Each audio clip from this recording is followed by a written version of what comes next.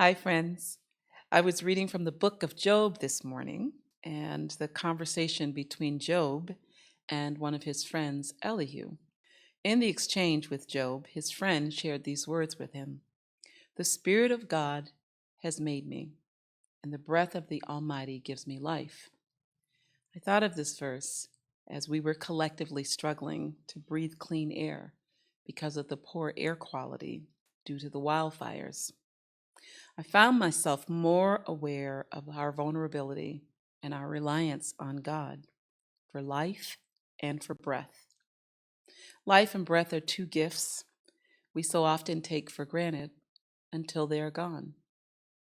I found myself pondering what it must be like to live every day in a war torn place like Africa or Ukraine or a wildfire region of the country like California or Canada.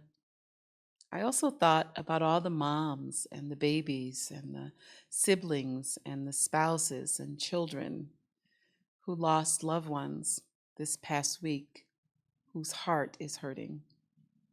We experienced the disruption for air quality for a few days, and yet these babies and children and mothers and fathers who live every day somewhere in the world with the threat of life and breath being taken away because of climate change or violence.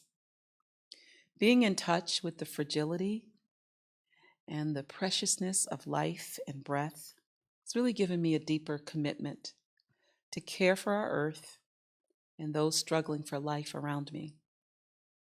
Maybe there is more that we can all do: planting gardens, reducing waste, repairing family breaches, providing a listening ear, sharing a resource, or committing to healing an old wound can be a place to start on a path to new life.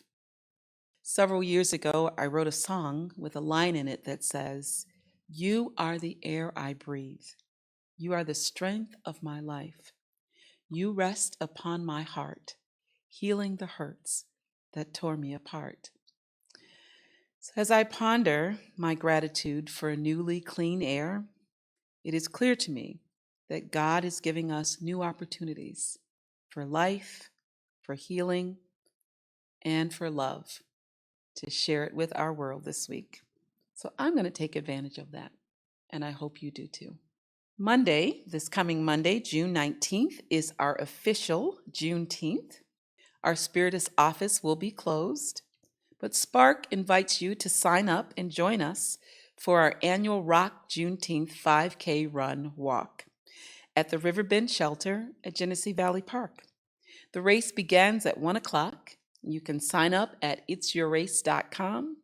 You can run or walk virtually or in person, and you can form a team or you can walk or run as an individual. There'll be vendors and raffles and prizes.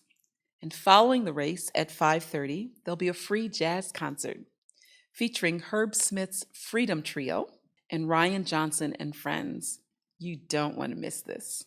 All proceeds will go to support the creation of our outdoor Franklin D. Florence Civil Rights Park. This weekend is Father's Day, and we're looking forward to celebrating our fathers and father figures in the parish. Richard Getz will be our guest preacher, so I hope you plan on joining us for our Father's Day liturgies. I want to give a special shout out to our Parish Picnic team, who provided a wonderful parish picnic this past Sunday. Thank you so much for all of those of you who organized, who set up, who grilled, who led games, brought food, provided music, cleanup, and hospitality. You are terrific. We send our condolences this week to Patricia Pulver on the death of her brother John. We send our heart to you, our prayers to you, our love to you. And friends, as you take in the air this week that is freshly cleaned, remember that it is the breath of God in you.